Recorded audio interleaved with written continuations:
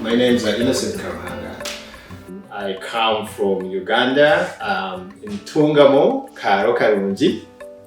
Beautiful village, that's how you call it. And I was born of the two great parents, Mr. and Mrs. Mbine. May their souls rest in peace. And we lived right on what is called Trading Center, right on the Tungamo. And that's where we still are, that's where everything still is. And I am a family man. I love anything to do with family and love anything to do with make sure you're raised in the family. And I cherish that, and that's why I think I cherish the community. Anything to do with people and bonding and community. Yes, and I have 3 kids. One beautiful big girl, and then I have a little one called Selena, one is called Ashley, and another one called Selena. I have a big boy now, he's 17, it's called Christian KARUHANGA. And a beautiful wife called Judith KARUHANGA. If you've never gone to Ntungamo, definitely you need to go. It's a beautiful place. It's a place where obviously you're going to find cows, you're going to find mountains and hills. This is why it's called Ntungamo, because there are hills and valleys, and it's plain land. It's beautiful out there. But just to know, I definitely started from Ntungamo up to primary 7, and then I went to Kampala, where my aunt by then used to live. And then I stayed with my aunt then up to S4, S6. I was staying with my brother, then university, college, and all that kind of stuff going on. And then I think I also, during that time, obviously, as soon as I actually got a job before I finished school, and it was an internship. It was a shipping and exporting company at that time. And they used to export coffees and everything like that. And then there used to be this whole talk about Ulaya. This and that. And I have cousins going to Japan and they make money. I'm like, maybe I want to try. But I had a good job. I don't know. But then I think I just like, I want to try, really. I really want to try. So there was this opportunity that came through York University. And the friend said, hey, you know what? York University is, you can go study and all that kind of stuff. I'm like, oh yeah. But I did not go to York University to study. I just got a visa through that. So I got a visa through York University. So we came in 2000. That is a time when everybody was thinking the computers are going to crash. And it was so bad. And oh my God. But we came, that was in May, and that's when I came to Canada. I was with a friend, just one of those friends. I came with a friend, and we had no one we knew in Canada, 0. We came to York University, we stayed there for like a month because we had a program there. So yes, we did a program, we had all these workshops going on, and the program at the university and all that kind of stuff. Afterwards, we had Kuyiya. Now, Cheyo. What do we do? The only place I had gone was in Kenya. It was in Kenya. And yeah, Kenya was nice. By then, this and that. So yeah, I had a little bit of this going, but going to actually fly for almost 10, 12 hours, no, that didn't happen. So it was a huge and new experience for me to really go outside, and at that time, you might actually not gonna come back. That actually didn't actually click until you actually reach here. So yes, it was, I would even call it the very first time to travel very far from home, and you're gonna come, you're not gonna really come back very soon. So, and then we arrived in Canada. Oh my goodness, and it was cold. It was in April. It was cold. Kizurumbu sweater, sort of these little light sweaters and everything, and like as soon as we stepped out, but they had told us it's gonna be very cold. So we just bought, because there's no winter jackets back in Uganda. You can only buy all you can, but it's not gonna really be that warm. Oh my God, when we stepped outside, yeah,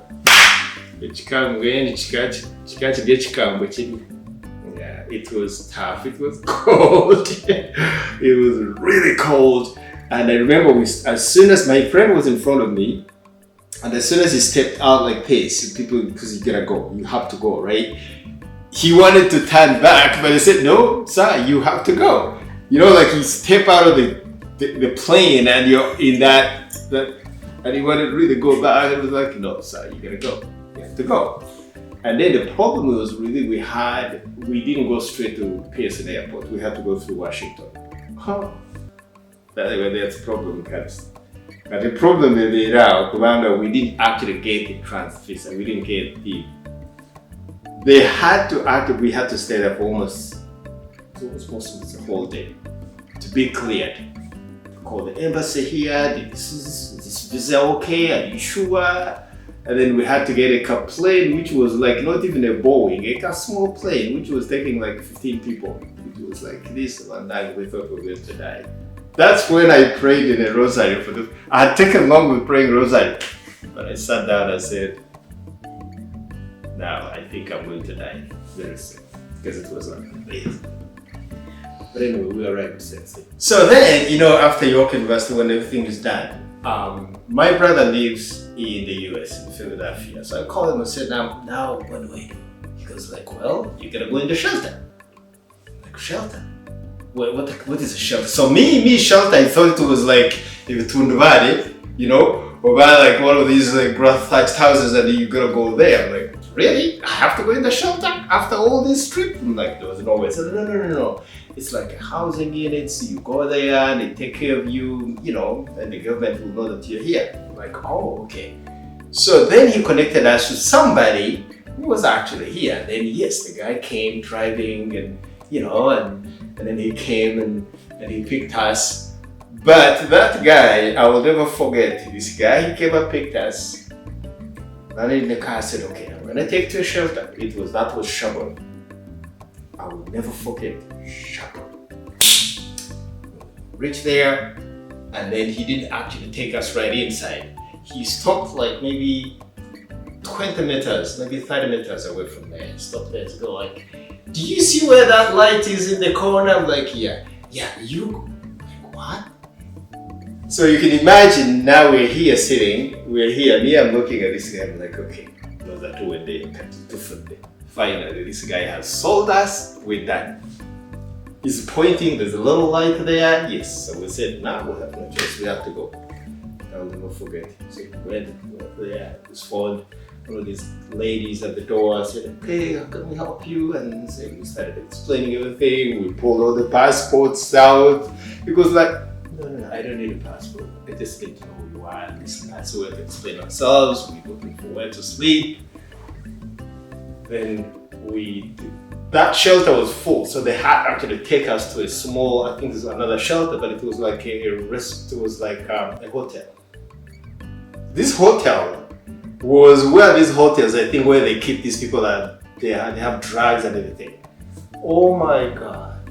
We didn't sleep because there were fights, there were noises, and everybody was throwing things. I was like, then again, we looked at each other like, yeah, we're gonna die. Finally. So got to a day. But anyway, we stayed there. This guy never showed up.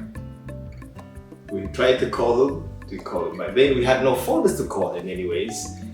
So we were stranded, now we're there. So then right in the morning, they tried to give us breakfast, everything we are serving, we can't eat. So we said, why don't we just go close by? And we said, there's a Chinese thing there, let's go there. So we go inside. The only thing we knew there was rice. So rice, it had broccoli. By then, I had no idea there was something called broccoli. I had no idea there was something called spinach. I had no idea. This green stuff. So we reached there. I'm like, okay, we need to eat something. So we asked the guy, so vegetables, this, peppers, it's red, yellow, this and that.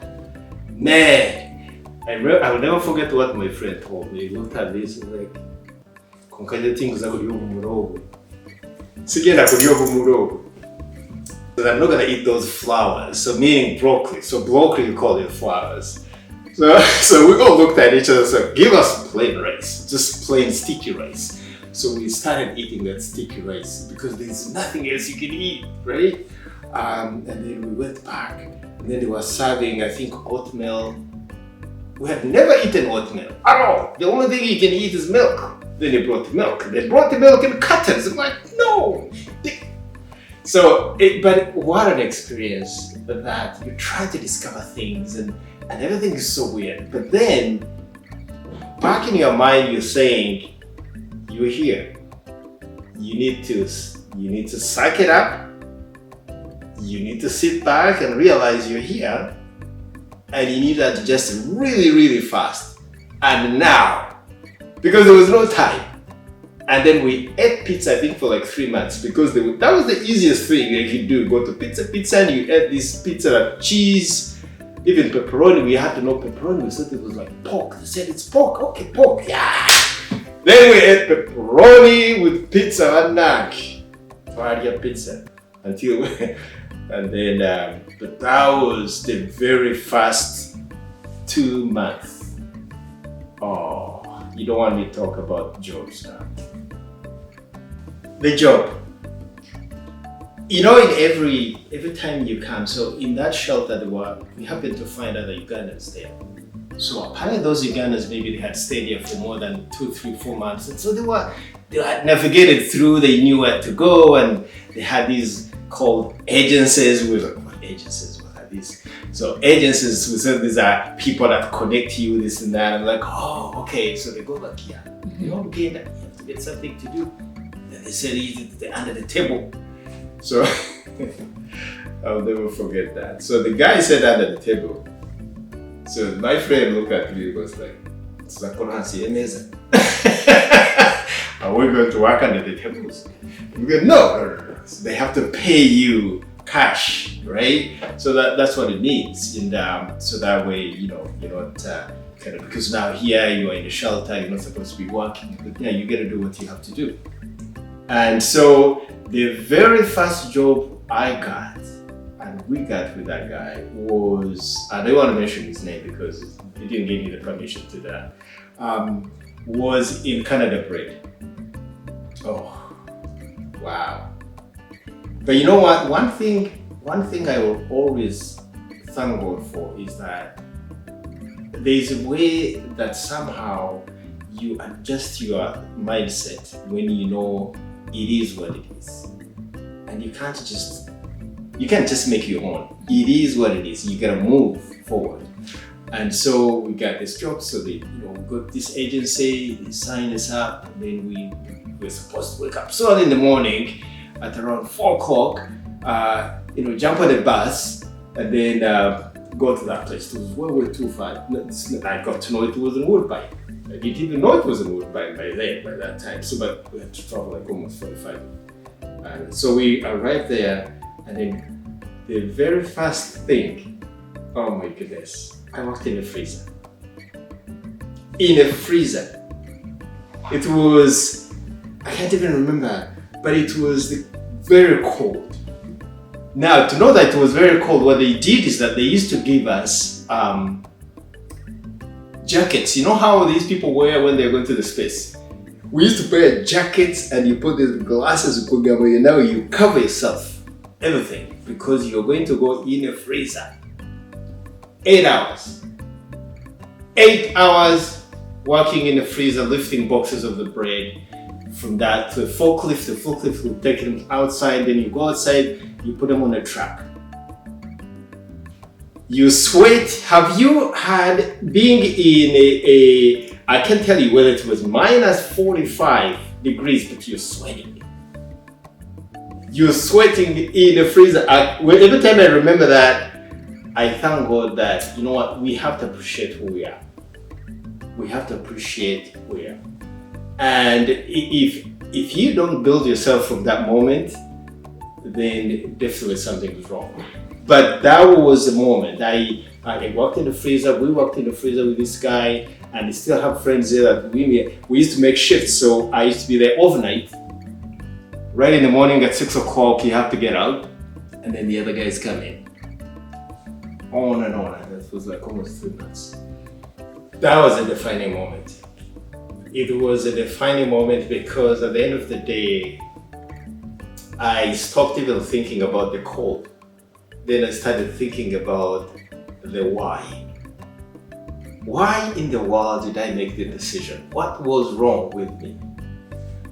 But then, just like the way I said at the beginning, sometimes when you make a decision, might not be the best decision in the world, but maybe it's gonna lead you to the best things ever. And it's from that moment I started thinking to change my mindset. Otherwise, if I don't change my mindset, I had said it, I'm not gonna go back. But I was just saying, I'm not gonna really trouble myself thinking so hard. But I kept thinking, well, I had a good job. And I think in Uganda, very few people will tell you that in 1999, 2000, to be paid in dollars was very rare. Very rare. I used to be getting like $500 a month. So that was rare in this shipping company. So now you're thinking of how much you're getting, the luxury, this and that, you have an office and all that kind of stuff, and then you're here, this time you're getting like $100 a week. But then you're working overnight in the freezer, and you're thinking, why did I make this decision? But I think what really, as I went through this whole scenario, looking where you are and what you're doing and everything, I always reminded myself that this has to be the beginning. If you don't make it from now, you just start building your foundation and say, maybe this is the beginning for me to see the better things for the future, then maybe I would still be in that. I'll still be in that place, doing the same things right now. So from that moment, I think it was like 3 months later, then we started looking for things which are better. I mean, there's no way I'm going to go to that freezer. So there was I started working at a place called Docu-series Fine Foods. It's an Italian store that deals with very expensive things and foods and this and that. That was another humongous learning experience for me because yes, much as I know about food, I had no idea about food. Zero.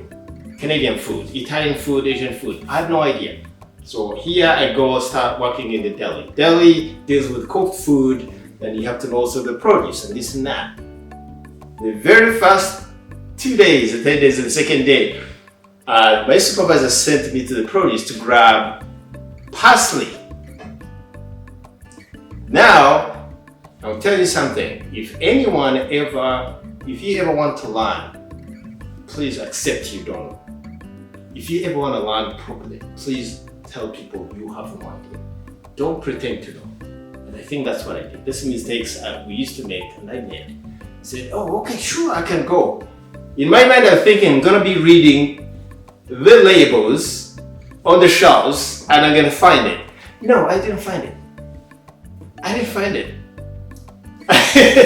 could not find parsley, and I had no idea how the parsley looks like, because definitely that was the first time for me to look at parsley. So I look around. I had to go look for someone who was working there. I said, I'm looking for parsley. Guess what? I was looking at the guy like this, talking to him, asking him to where I can find parsley, and it's just right behind me. Right behind me. He goes like, maybe you want to turn around and take a look. As soon as I turned around, the parsley was right there. The word was there, but it was kind of hiding because the leaves were there. So I'm looking at, this is how parsley looks like in Gisha. Yeah, it just looks like it's like grass, And from Africa, you've never seen, but parsley would not be something you'd find in a shop. You just only find in the forest if you're grazing goats and cows, and actually, you slash it because it would not be something you go to buy. Like, what? Okay. And then it's also that was there, and that was a moment. It dawned on me, and I went back. I remember we used to stay in the basement, me and my friend, and I sat back and said, I need to go back to school.